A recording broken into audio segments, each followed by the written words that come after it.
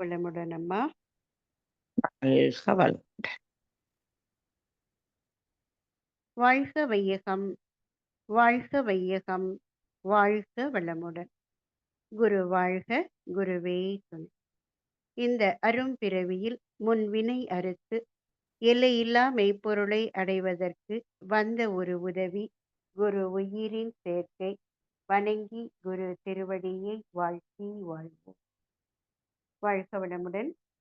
உலக சமுதாய சேவா சங்கம் நார்வே டென்மார்க் இணைய வழி பொறுப்பாளர்கள் அனைவருக்கும் அன்பான வணக்கங்கள், வாழ்த்துக்கள், நன்றிகள். மேலும் இணையத்தில் இணைந்துள்ள அனைத்து வேதாத்திரிய சகோதர சகோதரிகளுக்கும் என் அன்பை வாழ்க வளமுடன் என்ற வாழ்த்தாக தெரிவித்து மகிழ்கிறேன். ஆசான் அருள் தந்தை வேதாத்திரி மகரிஷி அவர்களின் பேரறிவோடு நம் சிற்றறிவை இணைத்து கொண்டு அவ்வறிவே நம்மை வழி நடத்த சங்கல்பம் மேற்கொள்வோம். வரவேற்புரை நல்கிய அருள்நிதி சுகந்தி அம்மா அவர்களுக்கும் இறைவணக்கம், குரு வணக்கம் பாடி ஆழமான அருமையான 9 மைய தவத்தை சிறந்த முறையில் நடத்தி கொடுத்த அருள்நிதி புவனா அம்மா அவர்களுக்கும் வாழ்த்துறை நன்றி உரை கூற இருக்கும் அருள்நிதி நகுலேஷ் ஐயா அவர்களுக்கும் எனது நன்றியை தெரிவித்துக் கொண்டு சிந்தனைக்குள் செல்வோம். சிந்தனை தலைப்பு எங்கே நிம்மதி. எங்கே நிம்மதி, எங்கே நிம்மதி, அங்கே எனக்கோர் இடம் வேண்டும் என்ற ஒரு திரைப்பட பாடல் நினைவுக்கு வருகிறது. விரக்தியின் உச்சத்தில் கேட்கப்படும் கேள்வியாக இந்த பாடல் அமைந்துள்ளது. அதற்கு பதில் சொல்வது போல மற்றொரு திரைப்பாடல் நெஞ்சுக்கு நிம்மதி ஆண்டவன் சன்னதி நினைத்தால் எல்லாம் உனக்குள்ளே என்று ஆறுதல் கூறுவது போல அமைந்துள்ளது.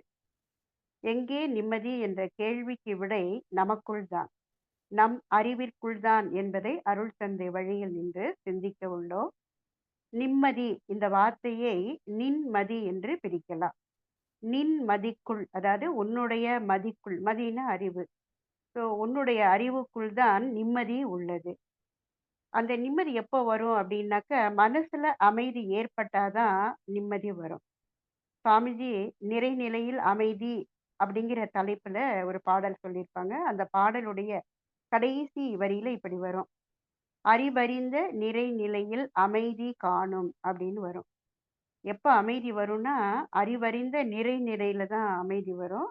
அப்ப அமைதி வந்ததுன்னா நிம்மதி நமக்குள்ள இருக்கிறத நம்மால புரிந்து கொள்ள முடியும்.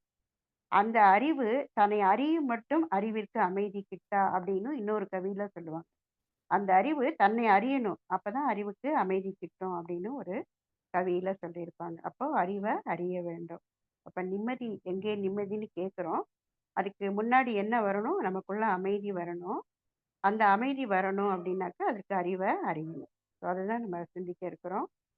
புதுசா பிறந்த ஒரு கண்ணுக்குட்டி துள்ளி குதிக்கும், குதூகலத்தோட அங்கேயும் இங்கேயுமா ஓடும். அது வளர்ந்து பெருசானதுக்கு அப்புறம் நுகத்தடிய வைக்க கழுத்துல கயிற்று கட்டுவாங்க. அது வரையில இருந்த மகிழ்ச்சி அதுக்கு அப்புறம் போயிரும், அந்த நிம்மதி போயிரும். அதே போல உலக விஷயங்கள், அதாவது இன்ப துன்பம், லாபம் நஷ்டம், உயர்வு தாழ்வு, வளமை வறுமை, இப்படி எதுவுமே தெரியாத இள வயதுல நாம இருக்கும்போது பெற்றோர்களுடைய அன்புல அரவணைப்புல நிம்மதியாக நம்முடைய வாழ்க்கை நடந்தது. எப்போ வளர்ந்து படித்து வேலைக்கு போய் குடும்ப பொறுப்பு ஏற்று அந்த குடும்ப பொறுப்புலையும் அலுவலகத்திலையும் வேலை பளு, கருத்து வேறுபாடு, எதிர்பார்ப்பு, ஏமாற்றம், ஒருவரை ஒருவர் ஒப்பீடு செய்யும்போது இன்னும் வாழ்க்கையில ஏற்படக்கூடிய கசப்பான அனுபவங்கள், கவலை, இவற்றையெல்லாம் எதிர்கொள்ளும் போது என்ன போயிருது, நிம்மதி போயிருது. ஸோ அந்த நிம்மதியை தேடி மன அமைதியை நாடி இப்போ கோடை வாசஸ்தலம் சென்றாலும் கூடவே வருவது எது அப்படின்னாக்கா அந்த நிம்மதியின்மை தான். ஏன்னா எதை எடுத்துட்டு போறோம், நிம்மதி இழந்து அதை தேடி தான் அங்க போறோம். ஆனா அங்க போனா கூட நமக்கு அந்த நிம்மதி கிடைக்கிறது இல்ல. இன்னுமே பார்த்தீங்கன்னா ஒரு திரைப்படம் போறோம், இனிமையான பாடல்களை கேட்குறோம். அது கூட எவ்வளோ நேரம் இருக்கும் அப்படின்னாக்கா சிறிது நேரம்தான், தொடர்ந்து அது நீடிக்கிறது இல்லை. இப்போ நிறைய மால் எல்லாம் வந்துச்சு. ஸோ அந்த மாலுக்கெல்லாம் கூட போறோம். அந்த மால்ல பர்ச்சேஸ் பண்ற வரைக்கும் நல்லா இருக்கிற மாதிரி தோணும். ஆனா அதுக்கப்புறம் வந்ததுக்கு அப்புறம் கூட நம்ம நிம்மதி இழந்திருக்கிறத நம்மால உணர முடியும். எல்லாமே டெம்பரரியா தான் இருக்கு எல்லாமே. அப்போ இதுக்கு என்ன காரணம் அப்படின்னு பார்த்தா மனசு தான். மனசுல ஏற்படுற சிக்கல் தான். எப்போ இந்த உடல்ல உயிர் சிக்கிச்சோ, அன்னைக்கே சிக்கலும் ஆரம்பிச்சிருச்சுன்னு சுவாமிஜி சொல்லுவாங்க.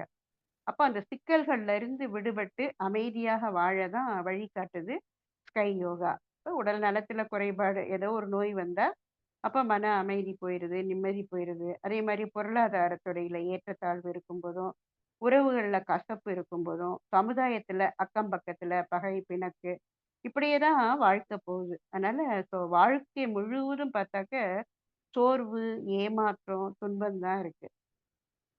இந்த துன்பத்த பத்தி வள்ளுவருடைய ஒரு குறள் இங்க ஞாபகத்துக்கு வருது.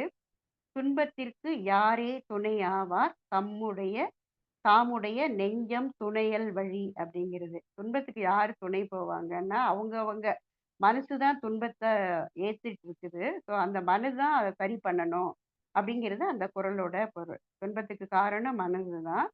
அந்த மனம் தான் அந்த துன்பத்தில இருந்து விடுபட முயற்சி எடுக்கணும் அப்படிங்கிறது இந்த பாடலுடைய இந்த குறளுடைய பொருளாகும். இப்ப மனித வாழ்க்கை அப்படின்னாவே இன்பமும், துன்பமும் கலந்து தான் இருக்கும். முற்றிலும் இன்பமாக யாராலும் வாழ முடியாது. அதேபோல வாழ்நாள் முழுவதும் துன்பத்திலும் யாரும் உழல்றது கிடையாது. ஒரு பிரமிப்பூட்டும் ஒரு உண்மை என்ன அப்படின்னா, அரிய பெரிய காரியங்களை சாதித்த அனைவருக்கும் இன்பத்தை விட துன்பமே சிறந்த வழிகாட்டியாக விளங்கி இருக்கிறது. துன்பங்கள்ல இருந்து தான் அவங்க அதிக பாடங்களை கற்றுக்கொண்டார்கள். துன்பங்களே அவங்களுக்குள்ள தூங்கி கிடந்த பல ஆற்றல்களையும், திறமைகளையும் வெளிய கொண்டு வந்திருக்கு. துன்பங்களே அவர்கள மனித குலத்த நேசிக்க தூண்டி இருக்கிறது. துன்பங்களே அவர்களை மனிதர்களுக்காக பாடுபட வைத்திருக்கிறது. எத்தனையோ மகான்கள் துன்பத்துல இருக்கிறத நம்ம பார்த்திருக்கிறோம், படிச்சிருக்கிறோம். சுவாமி விவேகானந்தர் இளமையில எவ்வளவு துன்பம் அடைந்தார். நமது அருள் தந்தை போன்றவர்களும் எவ்வளவோ துன்பங்கள அனுபவிச்சிருக்கிறாங்க. இப்ப நாம பட்ட துன்பம் மத்தவங்களும் படக்கூடாது, வாழ்க்கையில நிம்மதி இழக்கக்கூடாது அப்படின்னு தான் எல்லாருமே நமக்கு சிறந்த வழிகள காட்டிக் குடுத்திருக்கிறாங்க. இப்ப நிம்மதி இல்லாம இருக்கிறதுக்கு காரணமா நம்ம தெரிஞ்சுக்கிறது என்னன்னா மனசு தான். ஏற்கனவே பார்த்தம்போது மனம் தான் காரணம். ஏன்னா அந்த மனம் இன்ப துன்பத்திலேயே தான் சிக்கியிருக்கு. அத தாண்டி அமைதி நிலைக்கு வந்தா தான் நமக்குள்ள நிம்மதி வரும். அந்த இன்ப துன்பங்கள்லயே அது சிக்கி இருக்கிறதுக்கு என்ன காரணம் அப்படிங்கிறது சுவாமிஜி சொல்லுவாங்க. 2 அடுக்கு வினைப்பதிவு தான் காரணம்னு சொல்லுவாங்க. 1 கருவமைப்பு, சஞ்சீத கர்மம். இன்னொன்னு மேலடுக்கு பதிவு, பிராரப்த கர்மம். இத ஒட்டி தான் இன்றைய வாழ்க்கையே நமக்கு அமையுது. அப்ப அந்த பழைய பதிவுகள்ல இருந்து விடுபடணும் அப்படின்னா தான் அதுக்கு நமக்கு தவமும், தற்சோதனையும் குடுத்துருக்குறாங்க. பழைய பதிவுகள்ல ஏற்கனவே எத்தனையோ நல்லதும் இருக்கும், வேண்டாததும் இருக்கும். எல்லாமே 14ல இருந்து 40 சைக்கிள் ஒரு செகண்டுக்கு தான் பதிவாயிருக்கு. ஸோ அது 13க்கு கீழ வரணும். அதுக்கு தான் நமக்கு முதல்ல ஆகினை தவம், ஆல்ஃபா தவம். ஆல்ஃபா நிலையில இருந்து, அமைதி நிலையில இருந்து கொடுக்குற அமைதி கொண்டு வராங்க. அது மூலமா நம்ம சிந்திக்கும்போது அந்த துன்பங்கள்லேருந்து நம்மால விடுபட முடியுங்கிற ஒரு தெளிவு நமக்குள்ள வந்துரும். மேலோட்டமா பார்த்தா, இன்னைக்கு வாழ்வியல்ல நிம்மதியின்மைக்கு முக்கிய காரணம் அப்படின்னு எடுத்துட்டோம் அப்படின்னா, எது ன்னா பிறரிடம் எப்பவுமே எதிர்பார்க்கிறது தான். உதாரணத்துக்கு பெற்றோர்கள் பிள்ளைகள்ட்ட எதிர்பார்க்கிறாங்க. பிள்ளைகள் பெற்றோர்களிடம் எதிர்பார்க்கிறாங்க. அதே மாரி குடும்ப உறவுகள்ல கணவன், மனைவி உறவுலயும் எடுத்துக்கிட்டோம் அப்படின்னாக்க ஒவ்வொரு மனைவி என்ன நினைக்கிறாங்க அப்படின்னா, என் கணவர் இப்படிதான் செய்யணும். இத தான் செய்யணும். இந்த அளவுல தான் செய்யணும். அப்படிங்கிறது ஒரு மனைவியோட எதிர்பார்ப்பா இருக்கு. அதேபோல கணவரும் என்ன எதிர்பார்க்கிறாங்க அப்படின்னா, என் மனைவி இத தான் செய்யணும். இப்படிதான் செய்ய வேண்டும். நான் சொல்றத தான் கேட்க வேண்டும். அப்படிங்கிறது அவரோட எதிர்பார்ப்பு. இந்த எதிர்பார்ப்பு தான் உலகம் முழுவதுமே நிறைஞ்சிருக்கு. அப்போ அமைதியா, வெற்றியா, மகிழ்ச்சியா வாழணும், நிறைவா வாழணும் அப்படின்னாக்க, நிம்மதி வேண்டும். அந்த நிம்மதிக்கு முன்னாடி அமைதி வேணும். அதுக்கு தான் அந்த அமைதிக்கு தான் அகத்தவமும், அகத்தாய்வு பயிற்சிகளும் நமக்கு கொடுக்கப்பட்டிருக்கு. அப்ப மனத திடப்படுத்தணும், உறுதிப்படுத்தணும், தெளிவுபடுத்தணும். அதுக்கான பயிற்சி தான் நம்முடைய ஸ்கை யோகா. அப்பதான் வாழ்க்கை சிக்கல்கள நம்மால புரிந்து கொள்ள முடியும். புரிந்து கொண்டு அந்த சிக்கல்களை ஏற்றுக்கொண்டு அதை எப்படி தாங்கிக்கலாம் அல்லது அதிலிருந்து எப்படி தவிர்த்து கொள்ளலாம் அப்படிங்கிற அந்த வல்லமையும் நம்ம மனதுக்கு கிடைச்சிரும். இன்னும் பொதுவா பார்த்தோம்னா, நம்முடைய நிம்மதிய குலைப்பவர்கள் அல்லது பிரச்சனை தருபவர்கள் மற்றவங்க தான் அப்படிங்கிற கருத்து பொதுவா இருக்குது. பிரச்சனைங்கிறது வெளியில இருந்து வரல. பிரச்சனையே அவங்க அவங்க தான். அவர்களுக்குள்ள தான் பிரச்சனை. அதனால தான் அமைதியின்மை, நிம்மதியின்மை. ஏற்கனவே பார்த்த மாதிரி அதாவது நமது அறிவு மட்டும் சரியா வழி காட்டுனா, நிம்மதி நமக்குள்ள தான் அப்படிங்கிறது புரியும். அந்த அறிவு எந்த அறிவு அப்படின்னாக்க, நம்ம ஏட்ல படிக்கிற புத்தக அறிவு இல்ல. ஆன்மீக அறிவு தான். ஆன்மாவை அறிந்து கொள்ளணும். அந்த அறிவு தான் நமக்கு வேணும். அந்த அறிவு தன்னை அறியாத குறைதான். அதுதான் அறிவின் குறைபாடு அல்லது அறிவின் வறுமைன்னு சொல்லி சுவாமிஜி ஒரு 3 கருத்து சொல்லுவாங்க. அறியாமை, அலட்சியம், உணர்ச்சி வயம். இந்த 3 தான் அறிவின் வறுமை அல்லது அறிவின் குறைபாடுன்னு சொல்லுவாங்க. அது நீக்கப்படணும். பொதுவா அறியாமைங்கிறது இன்னசென்ஸ்ன்னு சொல்லுவோம் ஆங்கிலத்துல. இது குழந்தைகளுக்கு இருக்கு. மன வளம் சரியா உயராதவங்கள்ட்டயும் இருக்கு. இன்னது செஞ்சா இன்னது விளையும், இன்னது வேணும் அப்டின்னா, இன்னது செய்யணும் அப்படின்னு தெரியாது அவங்களுக்கு. அதனால தவறு செய்றாங்க. திருத்திக் கொள்ள முடியாம தவிக்கிறாங்க. அப்ப அவங்களுக்கு உடனிருந்து உதவி நல்ல நிலைமைக்கு கொண்டு வரணும். அதற்கு தான் பக்தி மார்க்கம் ஏற்பட்டது. இப்ப அறியாம போகணும். அதேபோல அலட்சியம். வாழ்க்கையில எத்தனையோ அனுபவம் பெற்றிருக்கிறோம். அத ஒட்டி செயல் புரிந்தா துன்பம் இருக்காது. ஆனால் அவற்றையெல்லாம் விட்டுவிட்டு இன்றைக்கும் அதே தவறான செயல்கள மீண்டும், மீண்டும் செய்றோம். சுவாமிஜி சொல்லுவாங்க உதாரணம் ஒண்ணு. பால அடுப்புல வச்சிருக்கிறோம். கொஞ்ச நேரத்துல பொங்கிரும். ஆனா அதுக்குள்ள போய் வேற வேலைய செஞ்சிரலாம் அப்படின்னு போறோம். அந்த வேலைய செஞ்சு முடிச்சுட்டு வர்றதுக்குள்ள இங்க பால் பொங்கி, கருகி, அடுப்ப அணைச்சு அப்படி ஒரு வாசனை வரும். ஐய்யய்யோ! பால் பொங்கிருச்சே அப்படின்னு அப்பதான் சொல்றோம். இப்படி 1 தடவ, 2 தடவ இல்ல, பல தடவ நடந்திருக்கு. ஏன்னா சுவாமிஜி டீ போடும்போது இந்த மாரி பால பல தடவ பொங்க விட்ட அனுபவத்த வச்சு தான் இந்த உதாரணத்த சொல்லியிருக்கிறாங்க.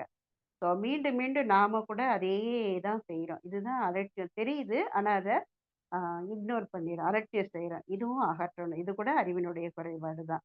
அடுத்தது உணர்ச்சி வயம். இதுல செய்றது தான் அதிகம். அதனால தான் துன்பத்த அதிகமா அனுபவிச்சுட்டு இருக்கிறோம்.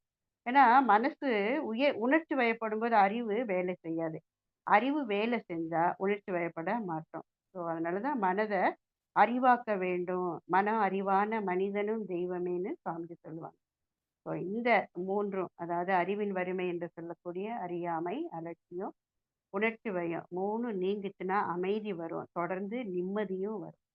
ஸோ அந்த அறிவை பெற தான் தவம் வேணும். அருள் தந்தை அவங்க ஐநா சபையில 1975வது வருஷம் ஜனவரி மாசம் 9வது நாள், அதாவது 9வது தேதியில ஒரு உரை நிகழ்த்தியிருக்கிறாங்க.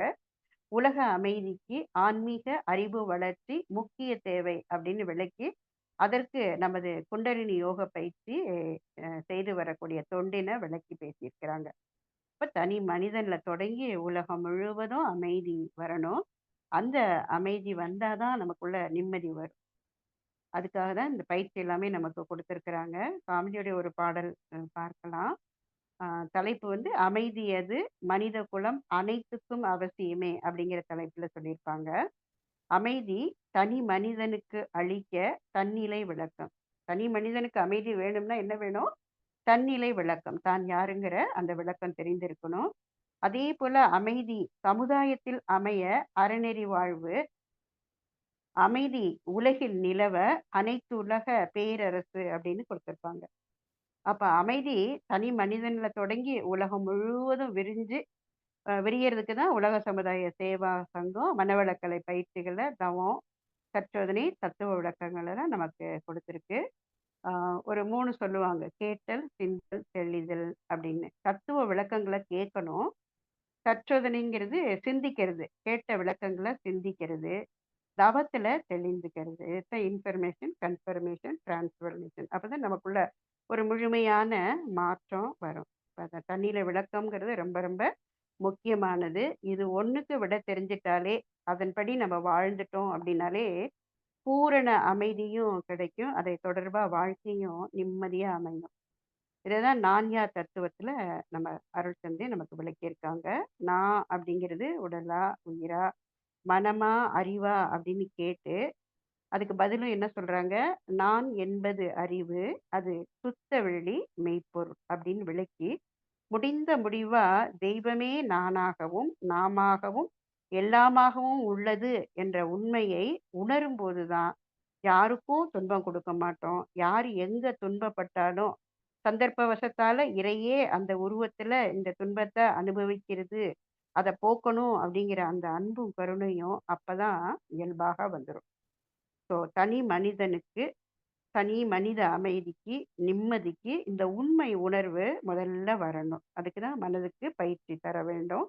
பேனா படிக்கிறதுக்கு கூட பயிற்சி எடுக்கிறோம். அதே போல மனித மனித மனத படிக்க தான் நமக்கு ஸ்கை யோகா.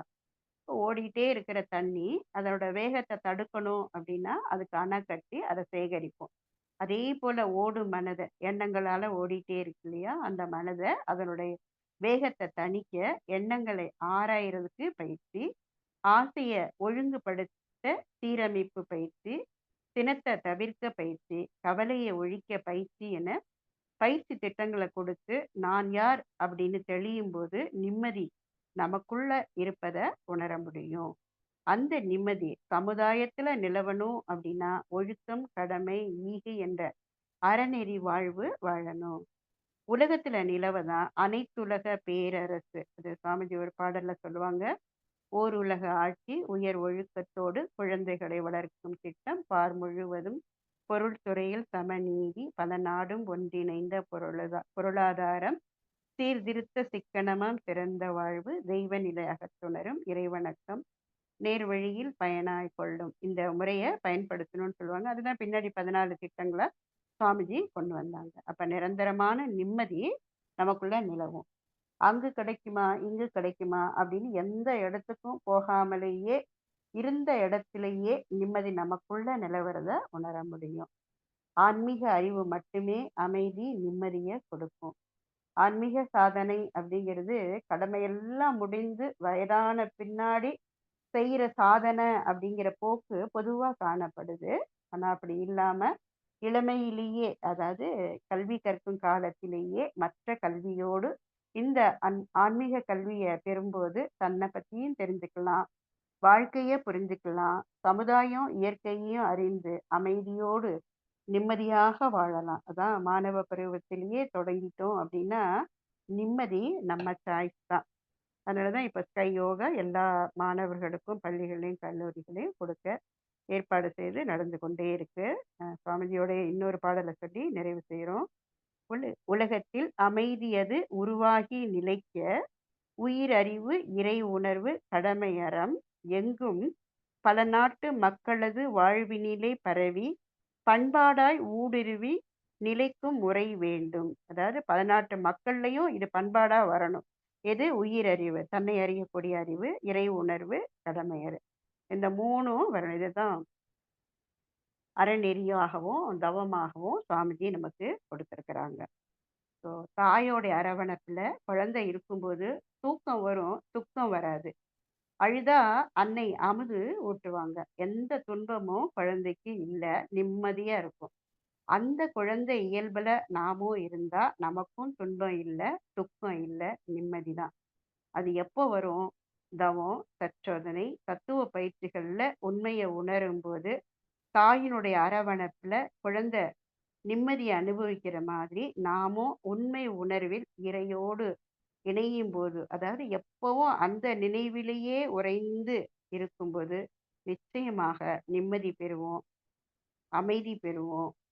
அந்த அமைதியே தான் வேண்டுவது, அதுவே தான் ஆனந்தம் அப்படின்னு சொல்லி அத்தகைய அனுபவத்தை பெறணும் அப்படின்னாக்க நம்மளுடைய கை யோகாவை கடைபிடிக்கும் போது எங்கே நிம்மதி என்ற கேள்வி பிறக்காது. நெஞ்சுக்கு நிம்மதி ஆண்டவன் சந்நிதி நினைத்தால் எல்லாம் உனக்குள்ளே நமக்குள்ளே என்பது புரிந்துவிடும். இதோடு இந்த சிந்தனையை நிறைவு செய்கிறோம். வாழ்க வளமுடன். வையமெல்லாம் வாழட்டும். வாழ்க்கை வளம் காத்தினிதாய் வளரட்டும் மெய்யறிவு. வாழ்க்கை இன்பம் துய்த்தலிலே உய்ய மெய்ப்பொருள் நாட்டம் உலகெங்கும் மக்களிடம் ஓங்குக மேலோங்குக நம் உள்ளமெல்லாம். வாழ்க வையகம், வாழ்க வையகம், வாழ்க வளமுடன். வாய்ப்புக்கு நன்றி.